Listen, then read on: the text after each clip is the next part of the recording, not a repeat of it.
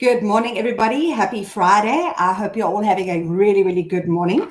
Today, I'm here with Shelley Tonkin Smith from the Playful Mompreneur Podcast. I'm getting all my words Your muddled P's. today. Yeah, all my P's are not very right playful. today. I haven't had enough coffee. So today we're going to be talking about incorporating playfulness and finding balance as a mompreneur, which I think is a fantastic topic, and I'm so excited to get started. So firstly, I just want to remind everybody that we are doing a giveaway, so you can win one of two journals from Shelley. And all you have to do is join in the discussion in the comments, ask your questions, or just share your experiences as well with us, because I'm always happy to learn more. Awesome. Shelley, thank you so much for joining today, and I'd love you to tell everybody a little bit more about yourself. Yes, thanks so much for having me, Lynn. It was so wonderful interviewing you on my Playful Mompreneur podcast. And so a little bit about me, I have a website design and copywriting business, and I've really had my own business for the last 10 or 11 years, and I love being a mompreneur. I can't imagine myself being back in a real job anymore. I love being a mompreneur. And so this year I decided that I want to write a book about it, about building your business as a mom and making it work for you on your terms. Because I think, the old rules of business, and I think COVID has revealed that so clearly now, those old rules of business and the way we have worked in the past are no longer working for us as moms. We're bearing the brunt of childcare and all sorts of things. And that's why I thought this year is my time to write a book. So the book doesn't have its title yet. It's still a working title. But the podcast is called The Playful Mompreneur. And it's really all about being more playful in the way, not only that you run your business, but also the way that you run your life, because I'm starting to see that there's quite a lot of crossover. In my experience of being a mompreneur, I've got two boys who are 7 and 4. They're nearly 8 and 5. Oh my goodness, 8 feels like a very old child. They're growing up so fast, and I homeschool them as well. So there's been a lot of learning that I've had to do to balance my business, my boys, my book, all the things started with the B this time. But it's been such fun when I've brought more of a playful mindset to it, when I've got more playful, when I've actually been inspired by my boys. And that's really where the inspiration has come from, is I look at my boys and then I go, you know what? I think I need to take a leaf out of their book and be more playful in the way I run my business. Otherwise, you take life too seriously. So that's where the Playful Mompreneur has come about. And after the book, I'll be opening a membership site for mompreneurs to come and get the support, the resources. Lots of templates, lots of help with automating their businesses, because you and I both know automation is how we can actually leverage our time. But all those kinds of supports for mompreneurs, that community as well, that they can actually use the time that they've got to build a business that works for them. Because we've got very limited time as moms, but we can be very clever, creative, and playful about using that time. And so that's what just lights me up at the moment. I want to see more moms building their own kinds of businesses on their own terms and bringing in all the financial freedom, the flexibility that having your own business brings you. I want to see more moms being able to do that. Fantastic. I love that. I absolutely love it. It makes me think of the times when I say to my kids, listen, we have to work. And they're like, and I'm like, we have to make a chocolate cake. We have to take photos. I need to see you licking that spoon so I can take a photo, and they're like, yay! Suddenly it's different. Yeah, totally. So if anybody wants to find Shelley, you can go to playfulmompreneur.com and ShelleySmithCreative.com. And then anybody watching on Shelley's Facebook page, hi, I'm Lynn. I'm from Kaboutjie, and I'm a mommy blogger, and I do all things parenting, mom, mental health, woman, anything that kind of excites me on that given day, but mostly parenting. And you can find me here at kaboutjie.com. So yeah, we've got a couple of people saying good morning. Ooh, got a couple. We've got Nadia. Come, Nadia. Why is Nadia? Oh no, I think I'm frozen. Oh, I can see. They acting on it. There we are. I was clicking show, and it wasn't going up. And I'm like, no. I froze for a second. So we've got Nadia. We've got Nicole. Oh, hi, Nicole. Awesome. Hello, Nicole. Nicole's got her business. She does a lot of graphic design. She does a lot of personal assistant work. She does a lot of social media stuff. Yes. Yeah. Oh, Nicole's awesome. We've got Hisham, I think that's Hisham. I don't know what that says. Anyway, we've got Janelle and Hisham again. I think that is maybe going to be a spamming one. I might need to do something about that. We've got Nadia. Awesome. Happy Friday. And how do you find the balance between work, being a mom? This is exactly what this whole thing is about. So we're not going to answer this. There's not a short answer. We can't give you like 5 words and sum it up. It's going to be the theme of this whole video. Something that we all desperately need. And then we've got Gina saying good morning. Gina. Hi, ladies. Yeah, it is fantastic to see you all today. So yes, let's just get right into it. I just want to remind everybody that I've been doing the videos every Friday morning at 9 a.m. But in the spirit of sanity, I am going to be moving it to the first Friday of every month moving forward. So the next one will be at the beginning of June, the first Friday of June, because, I love my videos, but it's taking a lot out of me to keep up with everything. So I've decided to rather focus on doing one a month and really going all out. So on to Shelley, and I'm so glad that it's you today, because usually I come up with the talking points and the questions and everything that I want to do, and I took a bit long. So Shelley has basically given everything for this whole video, the format, the work. So I'm just going to hand it over to you and say, how do we incorporate playfulness and find balance as a mompreneur? Yes. Oh, I mean, balance. And as Nadia's asked, like it feels more like juggling sometimes and spinning plates and just managing all these different aspects of life. And yes, like I think there is a certain reality to that. There is a certain amount that we just need to sit with that and go, all right, this is life. But I like to think of it as one of those, those balancing boards that you get at the gym. And I think the kids will sometimes have it at OT, and it's like a really unstable underneath surface, and then you balance your feet on a board, and you got to sit and balance, and it really works out all your muscles, and you have to balance, which I'm terrible at. And what I feel about mompreneurship and being a mompreneur is that what you're going to do is you're going to put little wedges under that balancing board so that it's not so unstable, that you've got supports in terms of self-care, in terms of people supporting you in your life, in terms of, just 5 minutes here or there to just take a moment. Like sometimes that's all I'll need in the day is just like boys, like for us it's midday. Midday is everybody goes to their rooms. My little one used to nap. Now he's not actually sleeping, but everyone knows that they go to their rooms at midday, and you listen to an audiobook, and then you can do some drawing or something quiet, something chilled.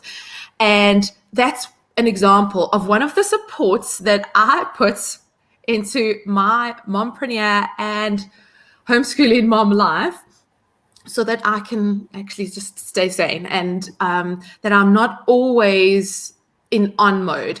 And that I find just brings a balance to the day. It brings in this balance where I'll often use that time to go and check my emails, just stay caught up on my work. Generally, I work Thursdays and Fridays. I have a full day of work then. And on the rest of the days, I've got a little bit of work sprinkled in. And so that midday is just when I keep in touch with my business, because I was trying to kind of just jam all my work in on a Thursday and Friday, which, I think it could work. But what I was finding then is when I'd get to work on a Thursday, I would be like, oh my goodness, I'm so overwhelmed. My email inbox was overflowing. It was like coming back from a long holiday, and you actually ended up more stressed. So it's helped me to have that little sprinkling of work through in the beginning of the week. And even in the weekend, I have a little sprinkling of work either Saturday or Sunday. I'll do a bit of catch up on work. I try not to plan to do too much on Saturday and Sunday. And then Thursday and Friday, I can actually have for my zone of genius type work. And I'm going to talk a little bit more about that a little bit later, of how important it is to operate in your zone of genius. But how I like to then incorporate playfulness, there's lots of things that I do. So most recently, I've been using a Pomodoro timer because I really need to get my book written. And I've been finding that Lynne spoke about the lives and doing it once a month, and taking that decision to do it once a month, because it's not just the live itself, it's the promotion before, it's the organizing with the guests, it's all these other things that go with it. So I love that you've taken that decision to go, let's scale it back, but then let's go all out on it and have enough space and for it. And so for me, I need to write my book, and I'm doing the podcast as well. And doing the podcast is so awesome, and I'm getting content for the book, and I'm interviewing such amazing mompreneurs. But then there's also that promotional aspect that comes after the podcast. There's the creating artworks and writing social media posts that I was finding I was taking so long to do. So now I've set my Pomodoro timer for 25 minutes, and it's like a little app that I use, you can have a tick in, but I don't have a tick in. That feels way too pressured. But it'll time me for 25 minutes, and then it rings a bell, and then I'm finished for that time, and then I go and take a break for 5 minutes. So I actually get off of my chair and go and take a break. And it's quite fun to just race the timer and see how much I can get done, and then take that break, because that's what I also am finding is I've been like, I love my work so much that I'll be sitting here. And often, especially with writing, you're like, I'm not quite getting this right. But if I just sit here long enough, I'll get it right. And you never do. You actually have to get up, take a break. So I'll go and get up and take a movement break, go and play with the boys, go and just like do some roll downs, like my Pilates roll downs. Excuse me. So just to take those regular breaks. Sorry, I'm going to have a drink of water. I'm talking about taking breaks. So yeah, and then what I love doing. So I love music, I love drama, I love everything in the arts. Sorry guys, I'm gonna have to take a moment. Can I mute myself? Yeah, you can mute yourself for a second. I love what Shelley's been talking about, and I especially love the thing about taking a break. And what I found for myself personally is that I've been working for myself for about 13 years, and for the last 9 of them has been me working with Kaboutjie. And having young children, I started Kaboutjie when my daughter was a few months old, and it was incredibly hard. It was a lot harder than I thought it would be. And I always thought that I need to put my work and my child first, and I pushed and I pushed and I pushed and I pushed. And I would, every now and then, I would kind of burn out and have to like lie flat on my back for a couple of days or a week. And then I would get up and I'd go, push myself. And what's happened in the last few years, in particular since the beginning of lockdown, actually, is that I've recognized the need for putting myself first and for scheduling a break for myself every day. I mean, if you go work for a boss, you get a lunch break. Yeah. But I never gave myself that. I was the worst boss for myself I've ever had. I'm glad it's not just me. No, I was horrible to myself. I've been absolutely awful. I don't want to go back to being that sort of boss of myself. So what I also do is, I've got my day, I block my time out. So in the morning I do this, and the afternoon I do homework with the kids, and I do lunch, and I do this, and I do that. But I have a block every day of about an hour and a half during the day. And it's after my kids have gotten home and after we do homework, they go get screen time. I love screen time. I think there's a time and a place for screen time. And that is when mommy needs to have her break. And I'll go sit with a bit of food or coffee or whatever, and I will watch a bit of Netflix, or I will read my book, or I'll lie in my bed, or I'll have a bubble bath.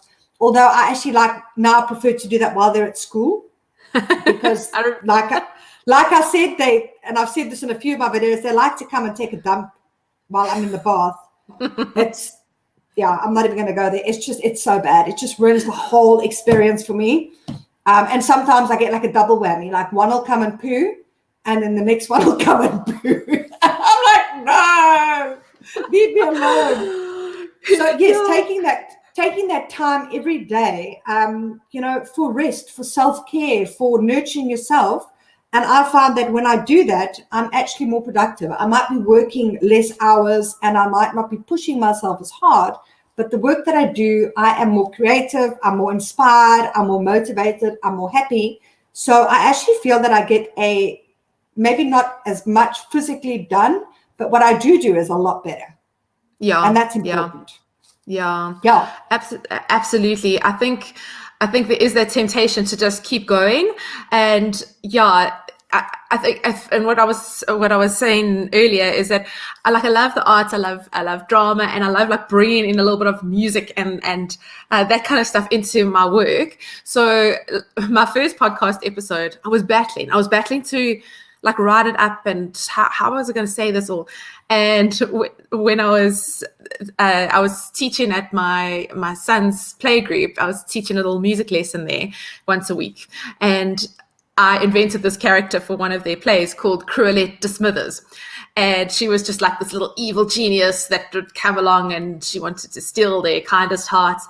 And I was like, oh, let's use this character to kind of ask me the questions and interview me in the way I'll be interviewing the other people. And so to get playful like that, so that looks a little bit more like play, just as another example for the moms out there. And it was such fun to do it, and it released a whole lot of blocks that I would have had I been sitting there like, well, I'd been sitting there like, get this done, get this written up, and there just wasn't the creativity flowing. But then when I was like, I'll pretend to be Cruellette, and I was like, I'm Cruellette de Smithers, and like, oh, Shelley, you can't decide to homeschool your children. That's irresponsible.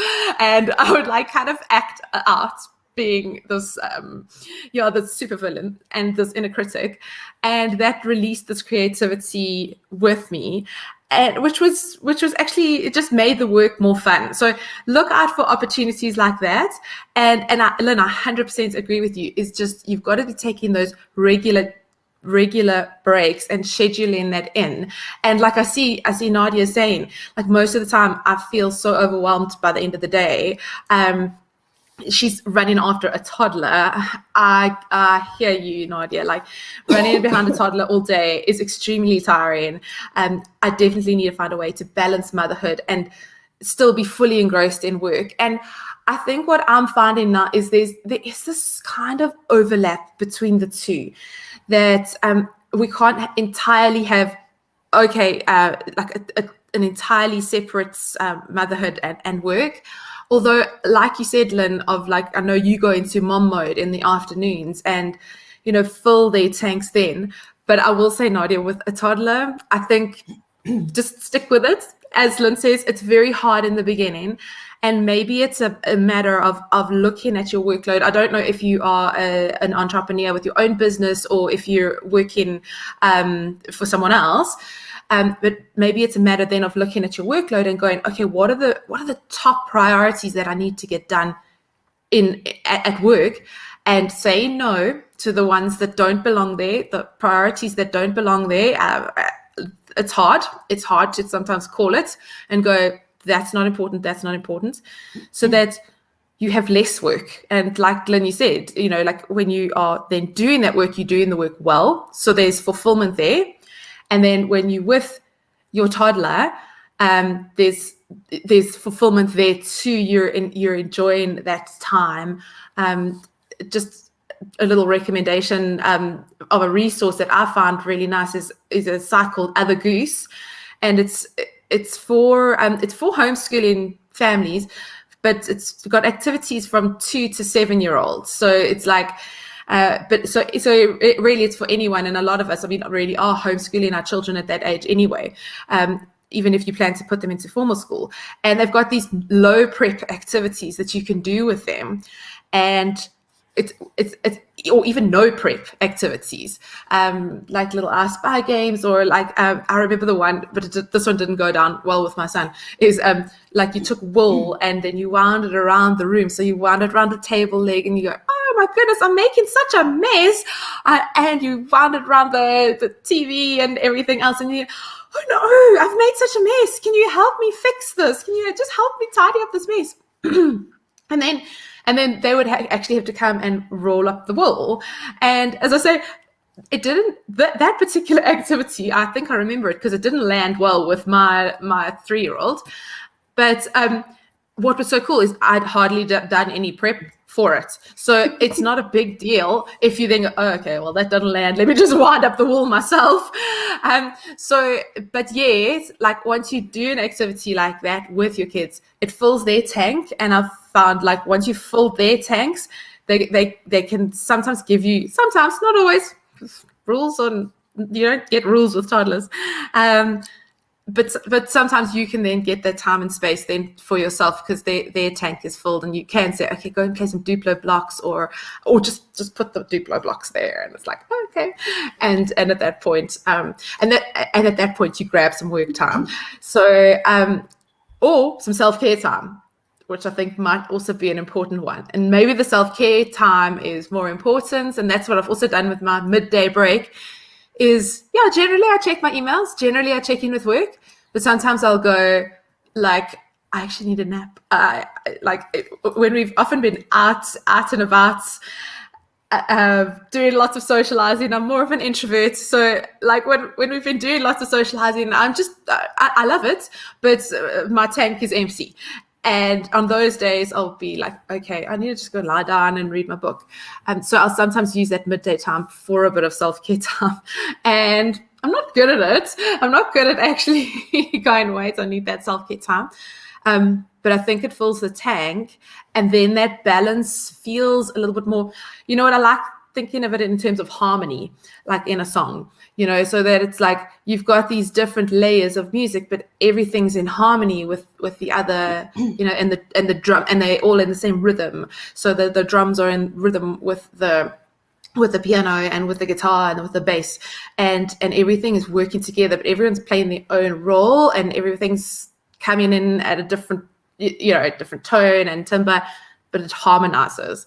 And I think that for me is what I'm aiming at, because I think it's sometimes difficult to really split being mom and being businesswoman. And I found like I will go, all right, you know what? They're entertained, and I will say it gets better. It's at 7 and 4 now. They do like, yay, they played on their own, yay. It does happen, Nadia, and all of those who have littlies. There might be a period of time now where you are like a lot more in mom mode, and it gets better, but look after yourself in all of this, and play along with the kids, play along and find that fulfillment, and do some fun games that you like as well. Do some art that you like, and fill your own cup, but you can even do that alongside your kids. So there's some just ideas on playfulness and bringing playfulness into your business and into your life with your kids, and your life as a homemaker and all the rest of the hats that we wear as moms. Fantastic. I've got a terrible suggestion. It came to me. I started laughing when you were talking about the string. Do you know how many blog posts I wrote using a big blow up, those soft balls? With my son when he was a toddler. God, he's so active. I mean, I didn't know what to do. And the one day while I was writing a blog post, he came to me with this big ball and he gives it to me and I'm like, I'm trying to work. So I throw it and I tap. He was like a little puppy. He screams with laughter. He runs after the ball and it's bouncing all over. And I mean, he's all wobbly and he's trying to like get this. So it took him ages to actually grab the ball and he brings it back to me. And I'm like, yeah, that brought me. This became like when I wanted to write, I'm like, go get the ball, honey.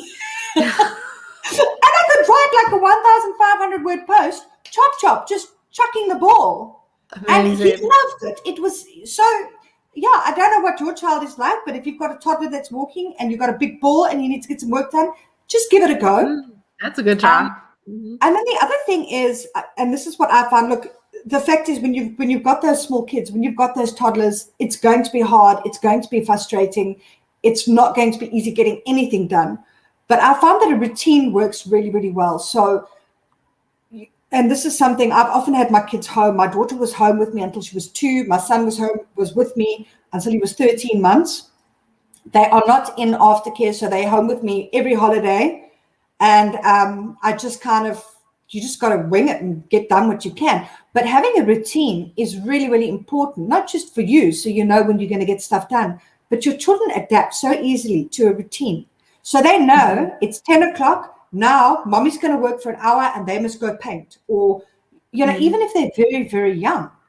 And you'll be amazed at how when you get that routine going, they get to understand, okay, mommy's having quiet time. I'm going to lie next to her and read a book.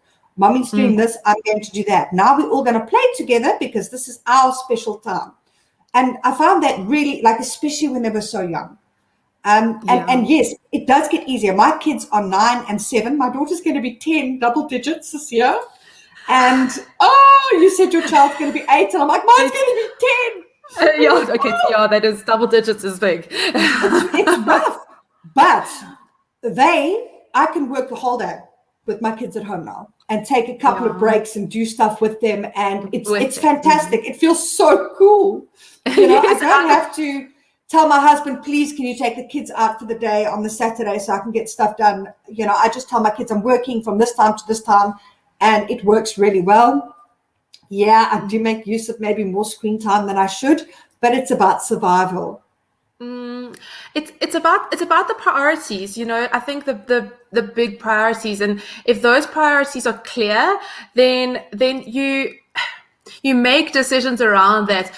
I think as long as you're not making those decisions by default and going, well, I've just got so much work to do. This is just so, so terrible. Sorry.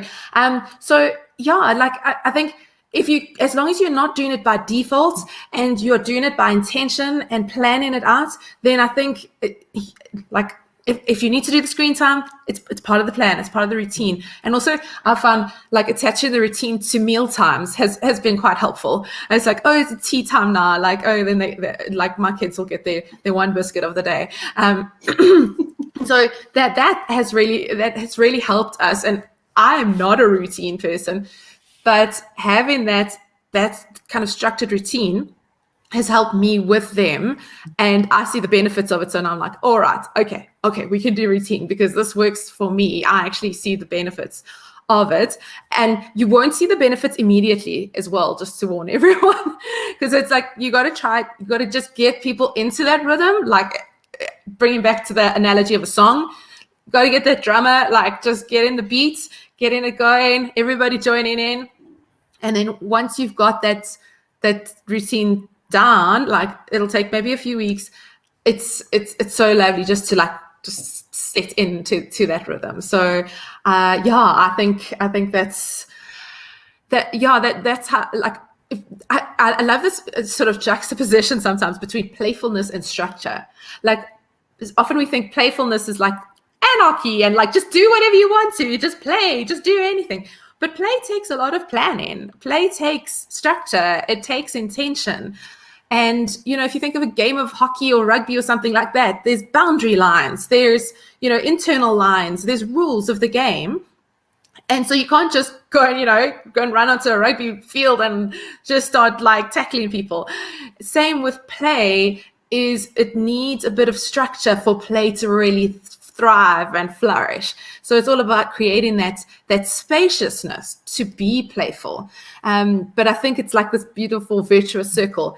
You start off with a playful mindset, and then it kind of snowballs from there, because then that playfulness actually feeds into almost more productivity, more of these good things that I think we sometimes want to get at with hard work. And that's one of my new plays of being a playful mompreneur, is we need to let go of this idea that we have to work hard to deserve money, to get things done. We don't have to. We can change the way. I love that. I read something a while back, and it really changed the way that I look at things, because, we've got to achieve. We've got to do well at school. You've got to go to university. You've got to get a job. You've got to get this. You've got to achieve. And that's what we hear our whole life. And I read an article that says, but why? Why can't we just get a hammock, string it up and get it? And I'm like, why not? Why? And here we've got Alison, the queen of organization, Alison from the papery. I love Alison. And remember, I spoke in our interview about flow. I got that from Alison, from a live video we did. She explained how you've got to get into your flow. So, and I think, and this ties in with what you've said, a routine is fantastic because it sets the boundaries for me and my kids. We both know what's coming next. We can both we can all work together, and it comes together very nicely. But flow comes into it. There's going to be some days where I wake up and it's just not happening for me. Or I'll wake up and I'm like, I really feel motivated. I want to work, even though I planned a rest day. I've got these ideas and I really just want to get into it. So, and sometimes you just have to listen to your flow. And this comes to Gina's question here. Gina was also asking, what do you do when your motivation is low and business feels like it's just going through the motions? And Gina, I think that some days you are not going to feel motivated. I would say, like, look at your energy flow. Like, look at have you invested enough into yourself, into your own care, your own self-care? Have you given yourself time to do things that you are loving? And then maybe like start looking into that and going, all right, let's have a look at what's behind this motivation, or lack of motivation. And sometimes it's just a seasonal thing that's like that you're just feeling not just like coming at it so enthusiastically and yay, this is so cool. And sometimes it is something that you need to change, and sometimes it's just a season that you're gonna go through it. But I think, as Lynne was saying, is like listening to your energetic flow and going, all right, is it time for a little bit of a break? Is it a time for a little bit of a change in the way I am working with my clients? Is it time to just completely reimagine what I'm doing in my business, or is it just a season that I'm going to sit through? And I know Gina she's a landscape architect, and she is amazing. She knows all her indigenous South African plants, and she has helped me with my garden amazingly. I love my garden. I love sitting out there in the garden. And so I would also say, Gina, just knowing your where you come from and your field of business is to reconnect with your why. Like, why did you start this business? What are your clients getting out of it? I can talk to you about how much I love my garden and how much I like appreciate what you are bringing into this world, but reconnecting with why you started the business in the first place, reconnecting with what is that passion, and maybe that's changed and shifted, and you want to change the way that you work. And then you can kind of go from there. But I think knowing that overall objective, it's also something that I'm going to be writing about in my book, is getting really clear on the object of the game. When you're playing a game, you need to know what is the object of the game.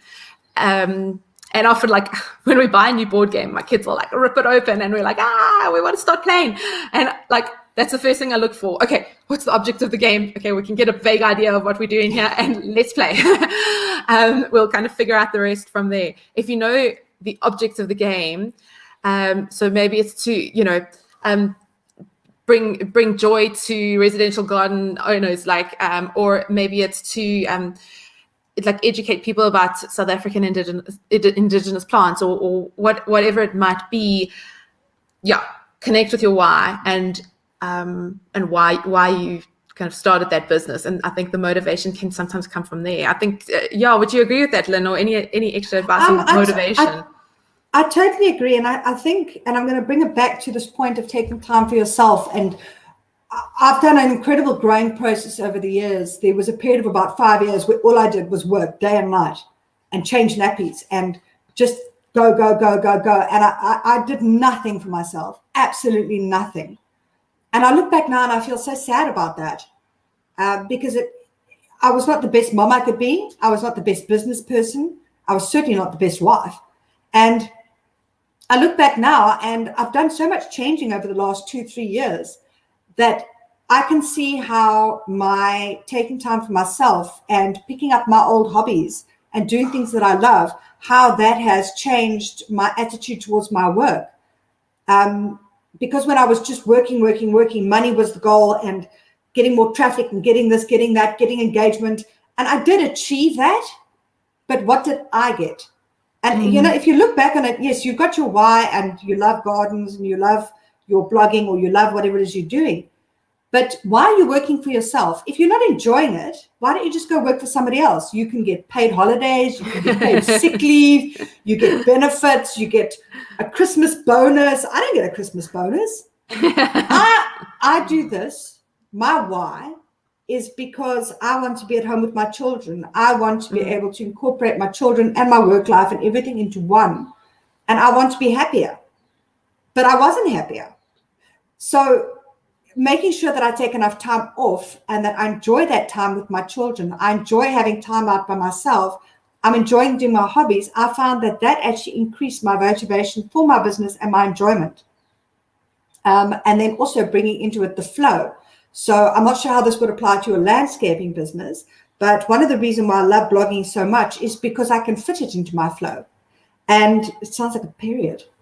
Anyway, excuse me. That thought came in my head and I actually said it out loud. Whoops. Sorry about Listen, that. people will plan their work according to their menstrual cycle, Very true. I'm very low during my menstrual cycle. My flow is okay.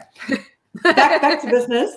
But you'll notice my newsletters. I send out a newsletter each week with new posts and a kind of just a rough explanation of what I've been doing. And like last week, you'll see there was one new post. My flow was low. I did a lot of Netflixing. I did a lot of bubble baths. But this week, I'm pumped up a bit more. And I think there's going to be maybe 5, 6, 7 blog posts that's going to be in my new post. So, and I used to push myself and say, I've got to have a new post up every day. And I've got to do this, got to do that. And now I'm like, hey, it's my flow. Yeah.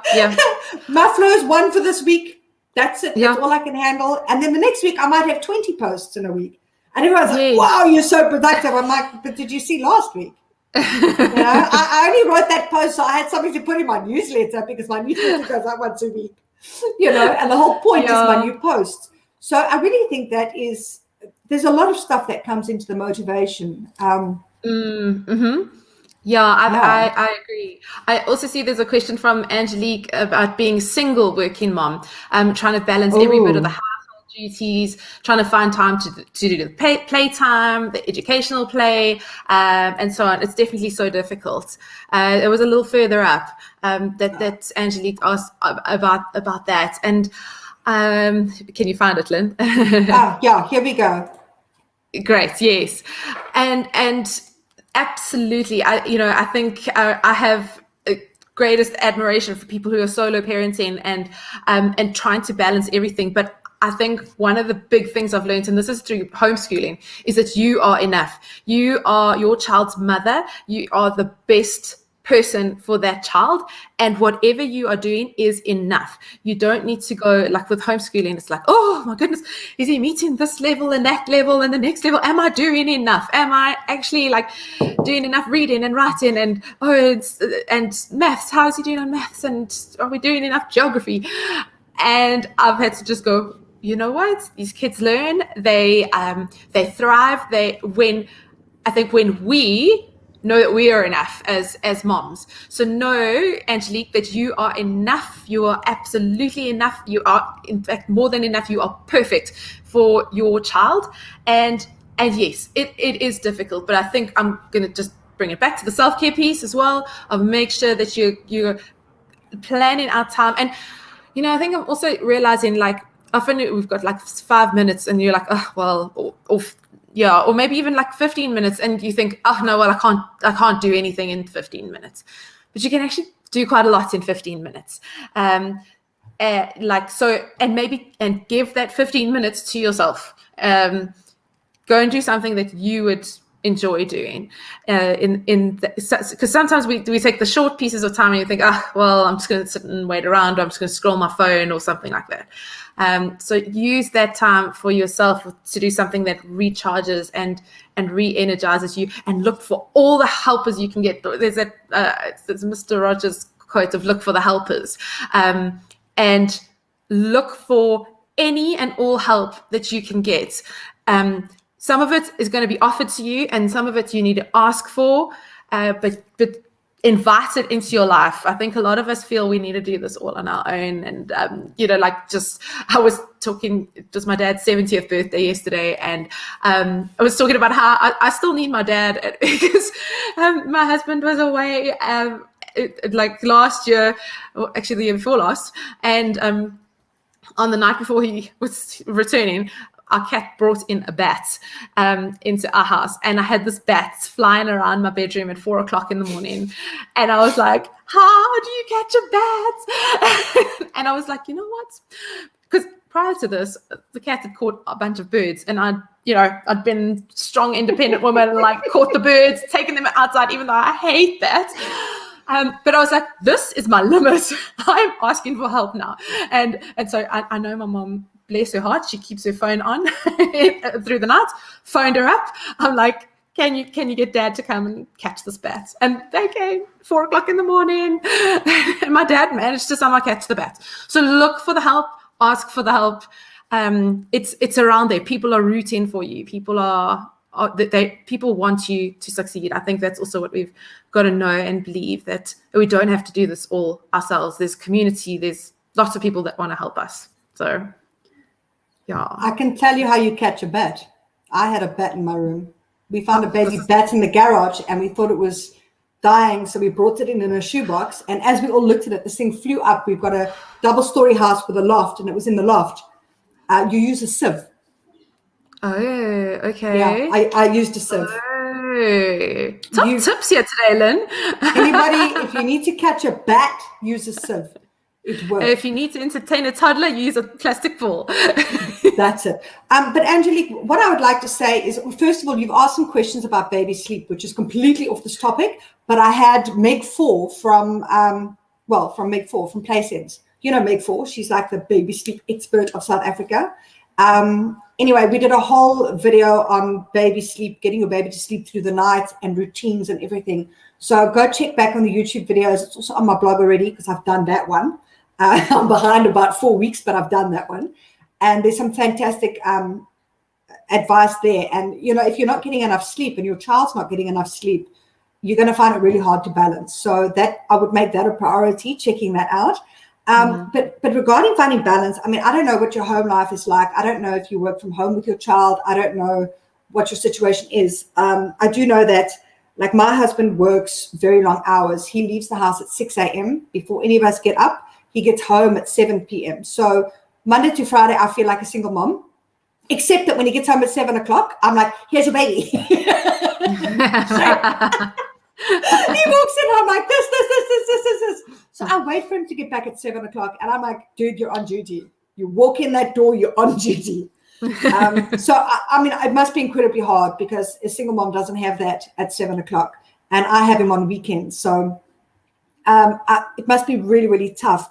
But my husband does work long hours, and he always has. And I have found that I would always put everything else above myself. And when I started saying to myself, I'm going to take the first hour of every morning for me, things changed in a huge way, very, very fast.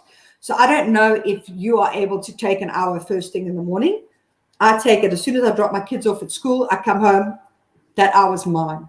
To walk on the beach, to rest, to read, to have a bubble bath, hell, whatever it is that I feel like doing at that moment, I'm going to do what I need at that time. So you probably have a younger child, you probably don't have that opportunity. But what I'm saying is make putting yourself first a priority at the first chance you can in the morning. So your child goes down for a morning nap, if it's your child is young, don't go do the dishes. If you don't do the dishes today, I can promise you they will be there for you tomorrow. The floor will, if you clean the floor today, you're still going to need to clean it tomorrow. So lower your expectations. That's my my biggest tip. Yeah. Lower your expectations. Yeah. It doesn't matter if your floor is still dirty. Put yourself first. And the second you can, take that time for yourself. And it may seem very counterproductive, but I can promise you that you will see the results and you will be happier and calmer and more able to cope. Your floor might be dirty, but you'll be happier, you'll be calmer, and it'll be a bit easier for you. Yeah. The other tip in terms of napping, and I know Angelique was saying like her little one doesn't want to nap in the day. I don't know how old they are, but audiobooks have been amazing for us. It's like go and listen to an audiobook and they can then lie on their bed, and often like my little one, he's 4, but he'll still sometimes nod off to sleep whilst listening to an audiobook. But that doesn't even have to be the goal. It's just to lie there, listen to the audiobook. It's like, also, it's not this screen time thing of like multi-sensory experience. They can actually rest and just listen with their ears, just one sense kind of thing. And it's been a great way to, they're entertained, but not like hyper entertained. So audiobooks have been lovely for me to go, well, you don't have to sleep, but you have to be in your room. And then there's the audiobook that's kind of entertaining you. So that's been a nice one for them. Yeah, definitely. And that was something that Meg actually recommended, not the audiobooks, but instead of trying to get your child to sleep, just give quiet time. So make a period of time, quiet time, and often your child will fall asleep. And then Nadia, thanks for pointing that out. I did notice that I sent the wrong link, hence the second email that went out. And once again, lower your expectations, be kind to yourself, know that you make mistakes. And if you send out the wrong link, just send the right one. Yeah, and it's playful. Sorry. Yeah. We all do it, and I had someone, someone who didn't show up for a podcast interview. And, as much as it was inconvenient for me, I was like, you know what, this stuff happens. So I was like, it's fine, let's reschedule, let's make another plan, because I know there's going to be a day. Well, I know I've done it already before when I've forgotten things like that. And no doubt I will do it again. So we can all be compassionate to each other as moms. I think and to ourselves, and just laugh it off, play it off. I think that's what makes all the difference. Yeah, I mean, look, you say lower your expectations. I mean, that sounds quite negative. Like, oh, I've got such low expectations of myself. But that's not it. I think it's about being kinder to ourselves, like you say, because we as moms have got such huge expectations. Yeah. I mean, I look back now and I think how horrible I was to myself and how I pushed myself. And if I made any mistake, I mean, take that sending the wrong link, for example. Take it 5 years ago, that would have kept me up at night for a week. Mm-hmm. How could I do that? How stupid. I didn't do a test email. And usually I do a test email and I go and I check all the links and then I send the email out. And this time I'm like, okay, I've got to get this done quick, because it's late or whatever. Got to go fetch my kids. And I sent it out and then I'm on my own list. So when my list came, I thought, oh, I didn't check the links. Let's just click. And I'm like, I clicked and the first link, I'm like, oh, God. But I don't beat myself. I used to beat myself up non-stop on every little thing. Oh, I didn't spend enough time with my children. I didn't clean the floor. I didn't do the dishes. I didn't sit and spend enough time with my child with her homework. I didn't talk to my husband at all today. I didn't do this. I didn't do that. I should have. I could have. And wow, we are so mean. It's not serving anyone either. You're like, you're being so mean to yourself, but it's not serving anyone. No, it's actually, it's dragging you down. It's dragging you further and further down. So yeah, it is at those moments where, and that's why I've loved having this inner critic, like, and actually calling out. She's called Cruelletta Smithers. She's this inner critic, and removed this criticism from me and who I am as a person, and like going, oh, it's just Cruellette. She's just like being mean to me. She's always telling me I'm a bad mother and I'm not productive enough at work and all this kind of thing. So yeah, shall we move on to the playbook idea? And because I just love to tell everyone about why I think that we need to just throw out rules and we need to embrace this idea, throw out the rule book and embrace the idea of a playbook and embracing play in business. So can I chat a little bit about that? Yes. Cool. Wait. I'm not ready. Wait. Wait for it. I keep pushing the wrong buttons because I'm not sitting where I usually am. Good. All self-compassion. Boom. Yeah. Love it. Rules versus plays. I feel like I'm on CNN. It's better. You're on Kaboutjie. Yes. I love it. So rules versus play. So really, I think we come into life a lot of the times. I'm really battling today. Self-compassion, guys. So we come into life and we have this like rule book. And I think a lot of us go into business going, oh no, but that's not what you should do in your own business. Or you come from a corporate environment and it's like, oh, this is the corporate handbook and these are our standards and these are the rules. And we come into our own business thinking that that's the case as well. And yeah, sure, as I say, play needs some rules, but if you're going to go and play rugby, let's put ourselves in a rugby field, and all you know is the rules. You just know the rules of rugby. You know them to a T, and you go and run onto that rugby field. What is going to happen to you? Like, you are going to get tackled. You're going to get decimated. So just knowing the rules is not enough. And so what I'm saying is that we actually need to throw out the rule book, because I think rules don't serve us. We often get down on ourselves because we're not obeying the rules, because we're not this enough or that enough. We should be doing this and we're not doing that. So I think we need to let go of the rules as mompreneurs and embrace plays, like a playbook. So I know in American football, they have a playbook, but I think in any sport, you would have like sort of tactics and strategies with your plays. And I think that's what you want to go onto the rugby field of life and the rugby field of business, going on there with a bunch of plays in your head of, if this happens, I'm going to do this. And if this happens, I'm going to do that. And if that doesn't work, I'm going to change it to another kind of play. And I think that's what I'd like to encourage all the mompreneurs here, to just have that mindset shift of going, it's not about following the rules. It's about rewriting my own playbook and becoming more playful about it. And so I've come up with sort of seven what I call plays for the playful mompreneur. So the first one is zone of genius over hard work, is to operate in your zone of genius. There we go.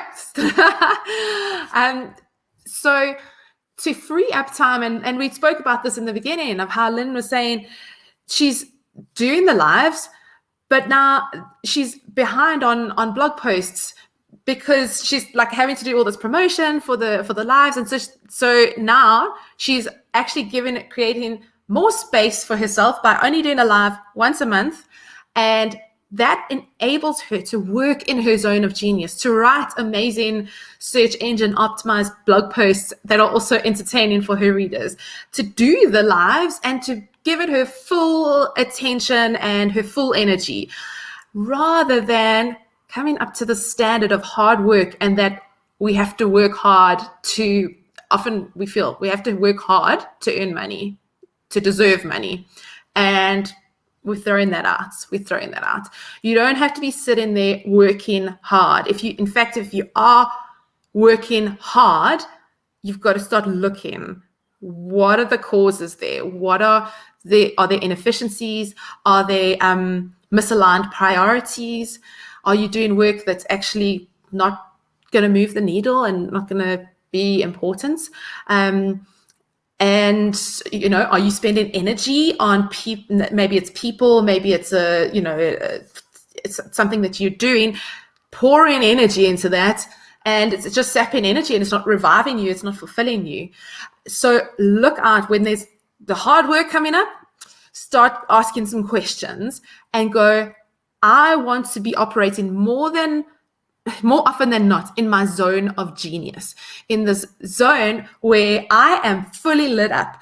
And I learned something interesting, that you've got a zone of genius and you've got a zone of competence. And your zone of competence is the stuff that you're good at. So that's really the stuff that you're good at. Zone of genius is above that. It's where you are fully lit up, where you feel like, I think it's like on Maslow's hierarchy of needs, that top level of self-actualization, where you just feel like, I am being me, I'm bringing my genius, my passion, my beauty, everything into the world. You want to be working most of your day, moms, in your limited time that you do have to work. Most of that time, you want to get it into your zone of genius, and all the other kind of grudge work, and even the stuff where like you're good at doing, and like people will come to you because you're good at this. Like, you'll be doing some of that, but you kind of want to get it into the type of work where you're just like so lit up about it. So that's my first play in the playbook that I'll be writing about in the book. And I see Nadia saying that she loves the idea of a playbook. There'll be a variety of options and ideas on how to overcome difficult situations. Exactly. It's this abundance of options. And it's like a problem-solving technique of like, there's not one right answer. There's a number of things that you can try.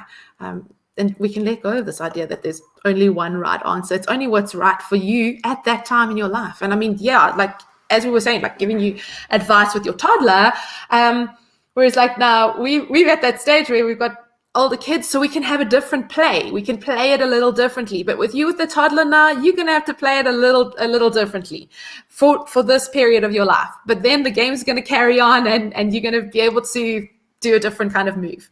So that's my first play. I don't know, Lynne, if you want to chime in on Zone of Genius. I'm not sure if this fits into this specific one or if it fits. I think it overlaps a lot. Yes. And this is something that I found, is that I was always trying to be good at everything in relation to my business. Now, some people contact me, they send me an email and they say, hey, Kaboutjie team. Okay, I am Kaboutjie. There's nobody else here. I do have a lady that sometimes writes for me. But other than that, everything you see is me. I do my own newsletters. I do everything. I don't have a tech guy at the back putting the comments on. I'm doing that myself. And one thing that I always used to bother me, and this is how we are so hard on ourselves, and this is this trying to be perfect all the time. There are things I'm good at. There are things that I'm not so good at. There's some things that I'm really crap at. Okay. And I need to look at myself and take and accept those things and decide, am I going to outsource that, or am I going to just accept that I'm not that good at that? And it's not about saying I don't care. So for example, I do the live videos because I don't like editing. I'm a perfectionist. I'm not good at video. I can't make the perfect, beautiful video that you see on YouTube. So I do it live, take it as it is, I slap it on my site. It's not that I don't have pride, it's that I'm not going to spend time and effort on something that I'm not good at. I'm good at the lives, so I'm going to do that and I'm going to put it on my website. I'm not good at editing, I'm not good at lighting and making everything perfect. I've tried it, it's not me. So I threw that out. I used to try and make the perfect images. I love your images and all your graphics on your site. I can't do that. My images are what I would classify as good enough. And the thing is, if I spend 5 hours trying to create a Pinterest image, it's going to look the same as if I create 5 minutes in 5 minutes. It's not going to get any better. Yep. So I create my Pinterest image like this and I slap it up there. And it's not that I don't have pride. It's that sometimes I publish so many blog posts in a day that, number one, I can't wait for someone to create images for me. Number two, I can't afford to pay someone to do images for me.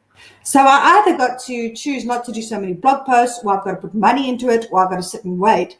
So I choose to slap it up there and focus on what I'm good at, which is the writing, which is the social media sharing, which is engaging with people.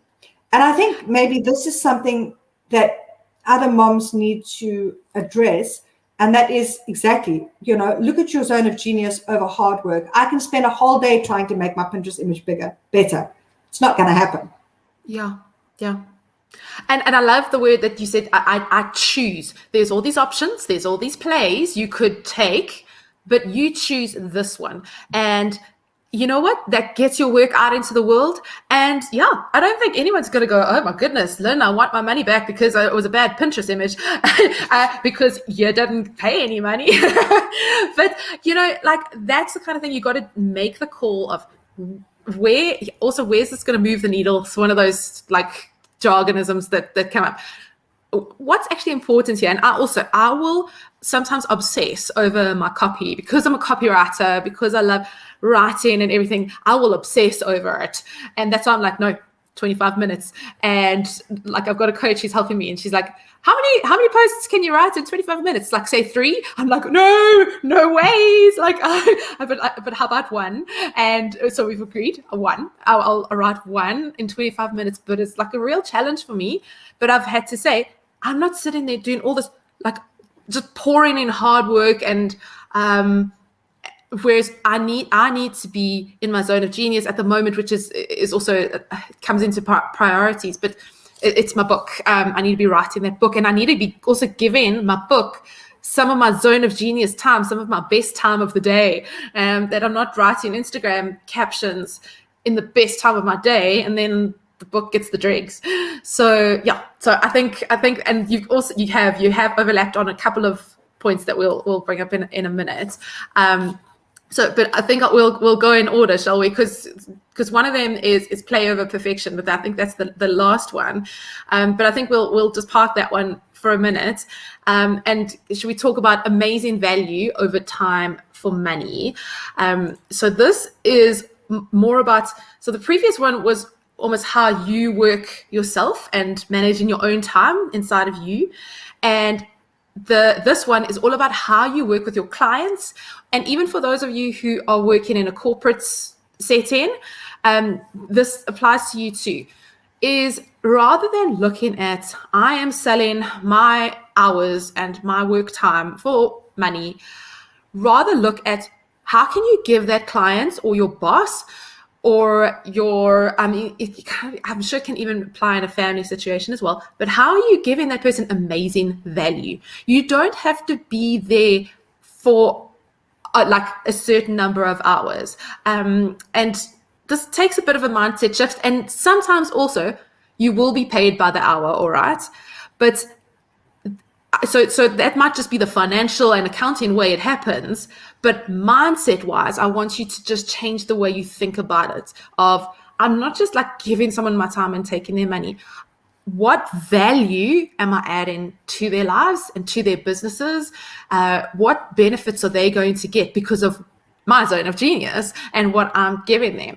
And so think about it in terms of value. And then also you will be able to charge more because you are giving value that client needs. And I think why I think this also can apply to our kids is this idea of quality time. I do think it's lovely to have to spend a lot of time, and I do spend a lot of time with my kids because we homeschool. That's why we need that break in the middle of the day so that everybody has some time off from each other. But the amazing value, think about the value that you're pouring into your kids' lives as well, rather than just going, okay, let's spend the whole morning, spend the whole morning together, but you actually just sit in there. I don't know, it's like this misdirected time, and you just in the same room as each other. But think about how can you get value out of that time? How can you get connection? And for me, reading aloud is a beautiful way to just connect with my kids, just to read aloud to them. And they've loved it. We've read so many cool books as well, books beyond their age level. But it's giving that quality in the time that you're spending. rather than thinking of like getting through the hours. I think that's what it sometimes feels like. Sometimes, and we're all moms, we know, we sometimes like, oh, will this day ever end? Like, when's my husband getting home? When, like, I'm off the clock now. So this is a mindset shift of looking at what value do you bring? Because I think also then you value yourself more in the business arrangements. So playful mompreneurs need to be prioritizing amazing value over just time for money. I love that. And that ties into your zone of genius. If you're going to figure out where your zone of genius is and you're going to put your focus there, you're going to be able to give more amazing value because that is your zone of genius. Yeah. Yes. So it all ties in. And I used to just spend so much time trying to do everything so perfect and trying to do so much and do as much as possible in as little time as possible. And it doesn't work. It just doesn't work. There's another rule called priorities over productivity. Of going, have you got community of there's playfulness. Priorities over okay, cool. Let's chat about that because I think that ties in so nicely. We can be productive, but if we don't have a priority or an objective, we could be sitting there doing busy work and you're doing like a lot of work, but you're just adding onto the to-do list. And I remember you saying, Lynn, as well, like you'd have a to-do list for the day and you used to then go, okay, I've finished my to-do list for the day. Let's add on the next task and the next task and the next task. And you end up being so-called productive, but then you're just doing lots of work. But is it actually achieving your business objective? Is it achieving the life you want to achieve? Or are you just sitting there really working hard for no gain? So what we instead want to do as playful mompreneurs is we want to get clear on our priorities so that the hard work we do is feeding in to our priorities for life, our priorities for our business. And when we're sitting down, we're really clear. We're really focused. I interviewed another lady, Ashley, on the Playful Mompreneur podcast, and she was saying she journals at the beginning of every day about her audience, and she's an occupational therapist and a parent coach, and she says, I help parents with their behavioral problems with their children, and she'll then just journal on that, on how she helps them and what is that business priority for her. And so those are some of the things that you can do to just, I think, even daily, get clear on your priorities so that if you're in this mode where you're going, oh, I'm so busy, I've got so much to do, to just go, all right, let's dial it back a notch and see what are the priorities. Because actually, I've interesting fact, language etymology fact is that the word priority comes from a Latin word and it doesn't have a plural. So it's actually incorrect to have many priorities. We really only can have one priority. So, of course, I think in modern day, we will have different priorities in different aspects of our lives and stuff. But I think maybe we need to go, when it comes down to it, this is my priority. And I think, like Lynn, you were saying, like, really number one priority is ourselves, is looking after ourselves. Because if we're broken, we can't do our business, we can't be good moms, we can't be good wives, we can't do all the things. So think about, what is your priority in your business? What is your priority in your life? And I think that helps you be more playful as well, because then you can let the other stuff go and keep focused, which was also the next play on your priorities. So yeah, I'll stop there. If there's anything else you want to add, then maybe otherwise we'll go on to the next play. No, definitely, I've got something to say about that. And I think once again, it comes back to having such high expectations of ourselves and expecting ourselves to work and just, stay on the straight and narrow the whole time, get this done, family, house, cleaning. It's so important to come back to what is our true priority. And my true priority is to have a family life. And yes, be able to support the family, but I want to earn money, not necessarily so I can go out and buy things. I want to earn money so I can have time off to enjoy my money with my kids. Mm-hmm. But yet I sit there ignoring my kids and going for these deadlines. So I've changed the way that I do that. And interesting enough, you spoke now about journaling and about your priorities. So last week I had Delia and Alison from the Papery talking about how to do bullet journaling and kind of the benefits of it.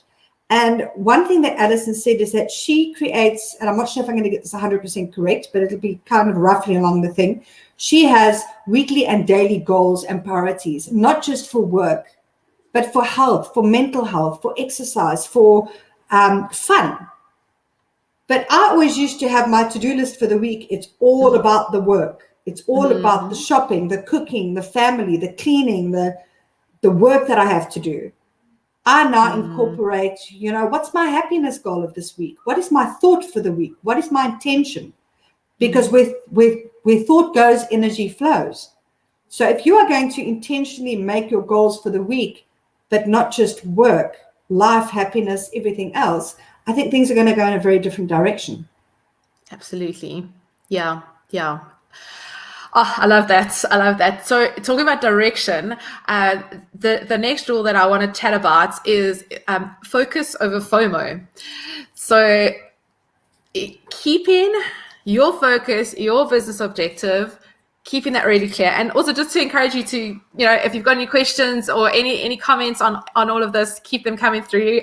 We will be checking through your comments. But I think the old way of business, and I feel like this even applies, sometimes I hate on corporate and I hate on like the startup world. But I also, in this case, I think in the online entrepreneur world, the sort of female-owned business world, independent entrepreneur world, we can so often get the fear of missing out. That, oh, so-and-so has launched this, I should do the same thing. Or so-and-so is using this social media strategy, I should do the same thing. And, oh my goodness, I'm not doing enough. And so you have this fear of missing out, and you're operating from this place of scarcity, of not being good enough, of comparisonitis, and not feeling like your work and your zone of genius and your creativity is kind of good enough. So again, it's coming back to your objective in business. What is it that is important to you in your business and in your life, and keeping focused on that.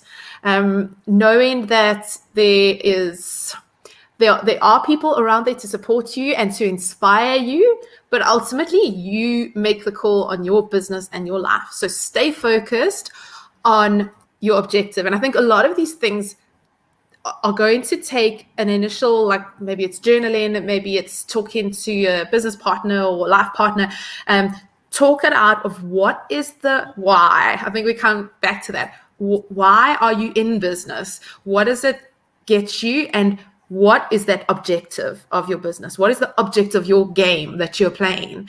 And then keep focused on yours. Because somebody else is like, somebody else, they often say, like, you'll scroll through Instagram and you'll see, oh my goodness, this mom's got this beautiful classroom with all the wooden toys and like, she looks so amazing. And the thing is, that's her thing. Like that's what she is good at. And she styled that photograph on Instagram. Whereas she's not seeing you're also not seeing what's behind the camera. You're not seeing what's out of the frame, maybe the mess that she's shifted it to the side as well. So keep focused on you and what you're all about, your family, your business. And I think that helps us operate from this place of playfulness, from this place of energy, from this place of giving our brilliance and genius into the world, rather than worrying about what everyone else is doing. So the next rule, I think I'm going to go straight into it, because it's community over competition. Because I think we are in this beautiful community of online entrepreneurs, like Facebook and all the rest of them have brought us together, that we can see each other. So as I say, we want to be inspired. We want to exist in this community you don't need to worry about competition. I think the thing is, when I'm doing product validation and checking like whether a product or an idea is going to work, when I see that other people have already done it, I'm like, yay, there's obviously a need for it. And there are 7 billion people in the world. So, I think we can each get a piece of that pie. There's people who also want that message delivered to you and just by you. They're there and they're receptive, and they're actually only receptive to you and the way you say it. And even though somebody else also has that message or has a similar message, that person out there is actually just waiting for you to bring them that message. So don't worry too much about the competition. I think place your focus more on building community, building connections, and then you do these like we're doing now, Lynn, these joint venture kind of going lives together, like I interviewed you in my podcast, and it's just been like such a great connection that we've made because we focused in on community rather than competition. And it's the same with me, even with people in like a copywriting business. Like of course, they are my competitors to a certain extent, but there's going to be people that are going to go, like, I want a case study written by this nerdy Shelley. Like Shelley's really great at writing case studies. And so they'll come to me for that, but they'll know that, like, if they want a different style of copy, they'll go to someone else. And that's cool because we each one, the rising tide lifts all boats. I think you've heard many of these, I don't know, are they cliches now? These kind of sayings. We lift each other up. We're in our own businesses. And as you say, Lynn, like you are Kaboutjie. That is it. It's just you. But you've got this community of people in the Kaboutjie parenting community. You've got other sort of contractors that support you. And you've got other fellow entrepreneurs and bloggers that are in this network with you. And so that's the new way of operating for Playful Mompreneurs, is to embrace that community and don't be scared of competition. I think also competition has changed. It's not like, oh, I'll go with this copywriter or that copywriter. Like for me, it's actually my challenge is to tell you what copywriting is and why is copywriting important, because maybe someone's not going to spend their money on copywriting, but they're going to spend it on a website redesign. And so, in fact, I'm not competing with the copywriter. I'm competing with website designer, with a business coach, with a whole bunch of other people. So don't worry about competition. It's like a waste of time. Spot on. And this is something that I always try and emphasize when I'm working with people, is that, I mean, I've done a lot of reading up about business and marketing, and a lot of it's on like, keep an eye on your competitors. You can get one up, and, there's that kind of line of thought. And I think that's a little bit old school, especially when it comes to moms. Life is hard enough. We have enough on our plate. And I look at it that technically you and I are competition. I offer content writing services on Fiverr. So get off my page. Yeah. Oh, I'll take you down. and I'm going to be, going to be creating my courses on my website. Competition. I'm a mompreneur. I blog. Okay, your blogs are podcasts, but technically we would be considered competition. So the old way of doing things is, I should go to your website. I should see what you're doing. See how I can one-up you. That's not the way that I see things. In fact, most of the people that I work with are competition. I've got Lauren from Inspiring Mompreneurs, Julie from Parenting Hub. We could fight for advertisers, but I don't look at it that way. And I think it's really important. It's a waste of energy, isn't it? It's like a misdirection of energy. Look, the fact is, there's enough business for all of us. So we can spend our time fighting each other and trying to get a one-up on each other, or we can come together and we can combine our zone of geniuses and we can work together and we can reach more people. Yeah, it makes a lot more sense to me to do it that way than to go about it like looking at each other like competition. So yes, totally. Community over competition all the way. So cool. Okay, so which ones haven't we covered? Let's have a look now. I know there is playfulness over perfection. Oh, abundance over scarcity. Let me talk about it. Okay, let me go back. Oh, there we go. we've changed the order because these have come up, but like, just there we go. You kind of said it there. There's enough business for all of us. There's abundance. We don't need to operate. And this one also is a little bit more bigger mindset. to understand there is enough money in the world, there's enough time in the world, you have enough time for your priorities, okay? There's abundance of time, there's abundance of help. Like, the people around you want to help you. There's abundance of all that. So rather than waking up in the morning going, oh my goodness, I don't have time, I don't have enough time, or oh my goodness, I'm not earning enough money, rather go look for the abundance, and because there is abundance coming into you and coming into your business. And I think there again, if you think there's not enough business for all of us bloggers to get the brands working with us, then you're going to show up with a little, it's like this grabby, weird energy, and people are going to be like, I feel like I've been sold to, I feel like she's been pushy. If you come in with the scarcity mindset, it's the same even in a corporate job as well. There's the sort of internal politics, and like, oh, there's only so much promotions and there's only so much money. It's, in a sense there is, but I think there's so much more opportunity if you can look at it in terms of abundance. There's abundance out there. And I know this is a difficult one for us living in South Africa, where we see poverty, where we see scarcity every day. But I think the more abundance everyone can invite and recognize that is coming into their lives, and that can be in friendships, it can be in community, in support from family members. Abundance doesn't have to look like money coming in like Scrooge, diving in and out of his gold coins. Abundance is all around you. So I think we need to look for that abundance, invite that abundance into our lives. And I think that spills over into the need that we see in our country, that we don't have to, because other people are, don't have, then we don't have to like go, oh my goodness, well then I can't aspire to be like in the States, they'll say a 6-figure business owner, and sort of minimize yourself. I think the more we elevate ourselves, the more the rest of the world elevates with us. So this one, as I say, it's a little bit more philosophical, a little bit more big picture, but just a challenge to look for that abundance, because it's there, it's everywhere around you, and let go of the scarcity mindset of I don't have enough and I'm not enough.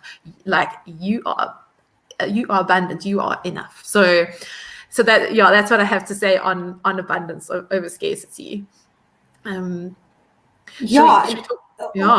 I think one thing is, we look, and this kind of goes into community over competition as well, is that I think in the past, when people were more location-based, there was possibly a lot more competition. Like, if I'm selling cupcakes and you're my neighbor and you're selling cupcakes, and we've only got a small little town, only so many cupcakes are needed. Yeah. So I get that. But now, with everything being so online and people are not going into the shop so much, they're buying online, everything is so much more. So, I mean, this pandemic has been really, really awful. I mean, you can't deny the loss that so many people have faced. But there's another side of it, is that, and this is something we taught in recovery from addiction, that there's a gift in everything. So I'm sure some people are finding it hard to find a gift. But I think that the way that business is changing, the way that we are more family focused, the way that we are able to do business more online and reach greater numbers of people, that's definitely a gift that, for me, that I have found. Yeah. So true. So cool. Oh, well, thank you everybody for you saying, Adele saying inspiring words, and Nadia saying, I love this. This is something that I definitely need to prioritize. I hope that you're talking about yourself, Nadia, that you need to prioritize yourself. It really all starts from there. You will overflow with love and everything once you invest into yourself. And thanks, Tabitha, for calling your friends in. That sounds great. All right. So priority. Playfulness over perfection. Let's talk about this. I could talk about all these things for ages. But I hope you've seen the value of playfulness and how being more playful, and that can look like very childlike and like, being Cruellette de Smithers and, putting on a Patch Adams kind of red nose. It can look playful, but it can also just be, as we said, like taking a break, like taking a movement break and going for a run around your yard, or doing some yoga stretches.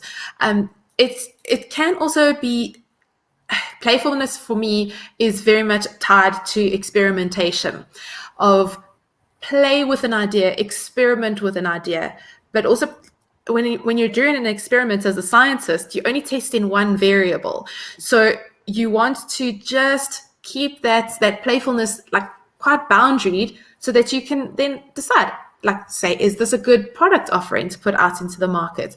Or is this a good blog post idea that people would resonate with, So you would put something out into the world and then get that experimental feedback. Like, do you remember from science, like, the aim and then the findings and the conclusions. So you will then reach conclusions because of this little experiment that you've done in your business. And I love that so much more than perfection. And coming back to your Pinterest graphics, Lynn, and you're saying, this is not perfect, but it's good enough. It's going out there. And I think a lot of us have trouble doing that. That we're like, this feels a little uncomfortable to put something out there that isn't perfect.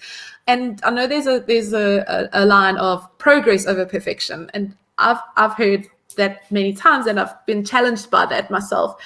And I sometimes don't like it, because I'm like, no, but I don't want to put anything out there that's subpar. And also just this idea of progress, it feels more to me like this productivity of just keep on keeping on and just put stuff out there. But that's why I also have let go of perfectionism. But instead of saying progress over perfection, I like to say playfulness over perfection. That just, to me, just sits a bit better with me. But it's still very boundaried. It's still very controlled. It's also still very action focused, that you're moving forward, that you're not like, because if you get into the depths of perfection, you never put anything out into the world, because it's never going to be perfect. And it can only be perfect, especially with products and offers and things like that. It can only be perfect once you've tested it out on a client or some customers and they've given you some feedback. You don't, unfortunately, have all the answers. You've got to test it out first. So that's where the playfulness comes in. Experiment with it. Put it out there into the world in a playful way. It's not just like keep on keeping on. It's about being playful. It's about experimenting with your ideas and then hearing from your community. 100%. I wouldn't have a business if I tried to make everything perfect. I wouldn't have a blog post. Yeah. I wouldn't have written, if I was going for perfection, I wouldn't have published my first blog post, and I wouldn't be where I am today. I wouldn't have launched Kaboutjie. And it's and you said, you admire me for getting my stuff out there. It wasn't a case of day one, I'm okay with putting out imperfection, now I'm going to go for it. It was a painful, scary journey. And like, my first blog post was awful. And I didn't know what I was doing. I didn't know how long it had to be. I didn't know how to write it. I was trying to write what I thought people wanted to hear, not what I had to say. It wasn't true to me. It was awful. But the thing is, what I've done over the years is I've played with stuff and I've tried lots of things. A lot of it has failed. A lot of it has succeeded. And I've had some people contact me before and say, I want to do this online. What do you think I should do? How can I make it work? And I've said to them, I don't know how you can make it work because I've tried, but I can tell you 100 things that did not work. Which is like a huge service to them. I can give you that list. I don't know how it works, but these are the things that I've tried, and I can tell you why it didn't work for me. So, and I've tried a lot of things, and I really enjoy playing. I really enjoy thinking, I wonder if this could work. And I try it, and I think I try to see if I can make money online that way. Sometimes I have made money, but it hasn't sat right with me. Sometimes I've made money and it's really worked and flown. And sometimes it's been a complete flop. But, I've had to accept the fact that it might not work or that it might be a flop and just go ahead with it anyway. And that's been a a process of finding out what my zone of genius is and finding out what I need to focus on. Yeah. It is a journey, and we've got to understand that we're on this journey, but you've got to be taking that forward action. And as you take that forward action, I think you start growing in confidence, you start attracting your people, but it takes those steps. You've got to just keep moving forward, and perfection's gonna stop that journey right in its tracks, that's for sure. Cool. I think the last one that I want to just cover, the last play for Playful Mompreneurs, is priorities over productivity, which I do think we did that. Have we done it? I feel like we have. Oh yes, so we've done that. So let's see what else haven't we done? They are all done. Yes. There's one thing that I wanted to mention. And that is your Launch and Love It formula book, which I downloaded and I didn't have a chance to open because I was having a bubble bath. So that's much more I'm going to look at it because I'm actually going to be launching soon. I still need to create content. But without doing a live video every Friday, I can start working on it. But yeah, I downloaded that, and I think this is maybe a big challenge that a lot of moms have got. And I know that I think most of your audience are mompreneurs. Most of my audience are all moms. I've got some dads. But I think the one thing that our audiences have in common is that even if the moms that are on my page are not working for themselves from home, they may be stay-at-home moms, they may be working moms, they may just have a little side hustle and they don't know how to grow it. But almost everybody that I speak to, they want to work from home and they want to earn on their own terms at home with their families. And I think one of the biggest challenges, and this was my fear, is how do you take something and launch it? Yeah. So if anybody's looking for some guidance, go over to Shelley's website, and that is the ShelleySmithCreative.com, and you can sign up for her newsletter and get the Launch and Love It formula book, which I'm really looking forward to kind of jumping into. Maybe you want to tell everybody a little bit about that? Yeah, sure. So it's like a little workbook that you can go through.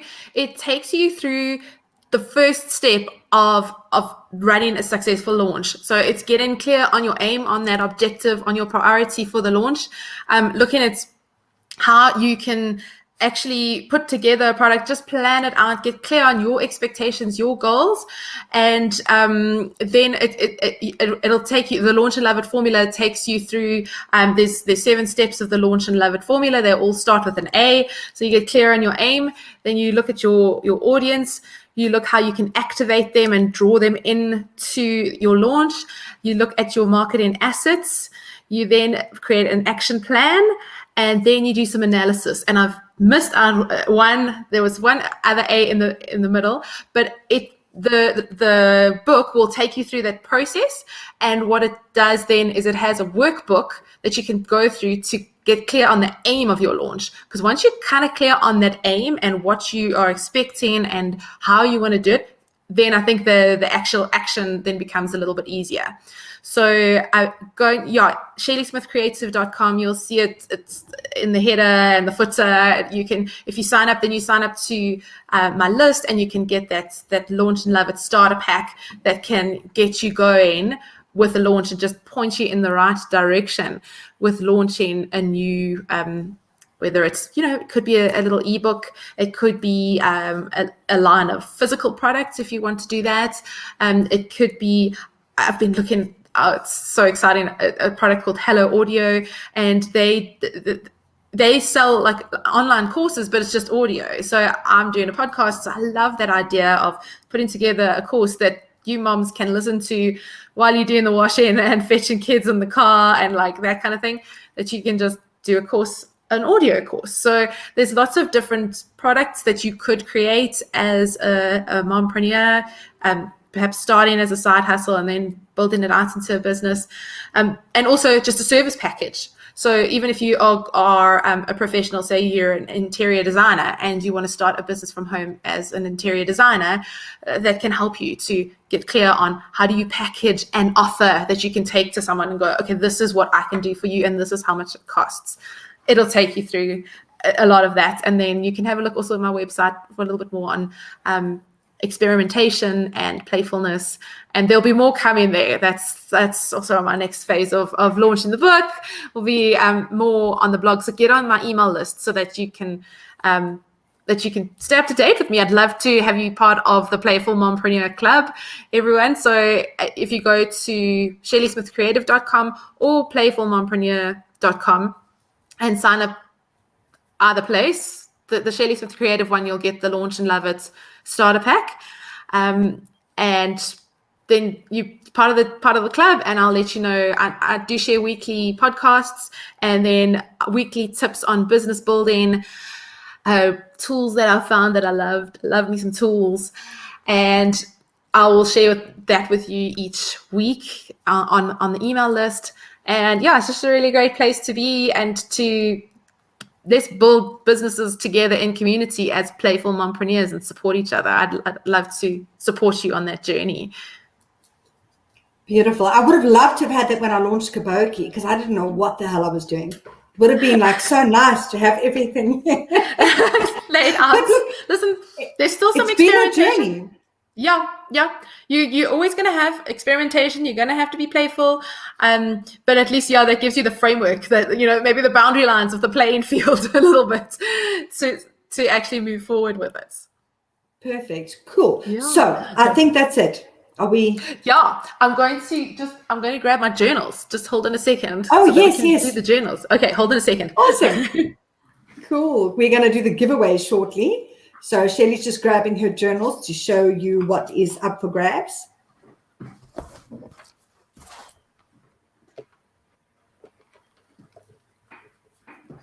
I'm back again. I find this chair now in winter, it gets a bit static, and then I come back and my screen's gone. That's because of static electricity. I don't know if that's what you were hearing earlier. So so I've got some journals for those of you who've been asking questions, to say thank you.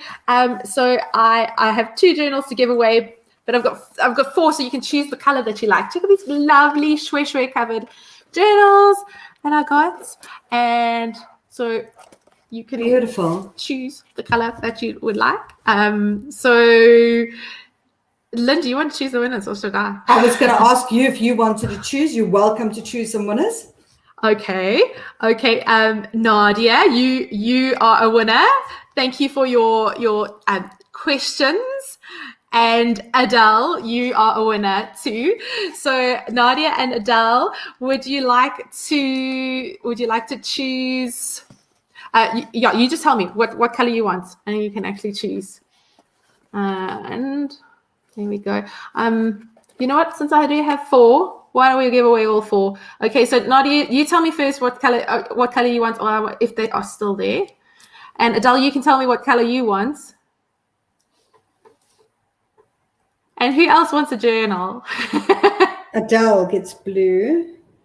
Okay, Adele gets blue. Let's see if Nadia's still there. I don't know if she's still there. If she's not there, I can grab her. I think she's on my page. I've got her details. All right, wonderful. Okay, cool. And let's give, since I have 4, let's give another one to Angelique for her questions. That was really, really interesting. Cool. Alison, I'm not going to send you a journal because I think I know you have enough. Alison has enough journals. Okay.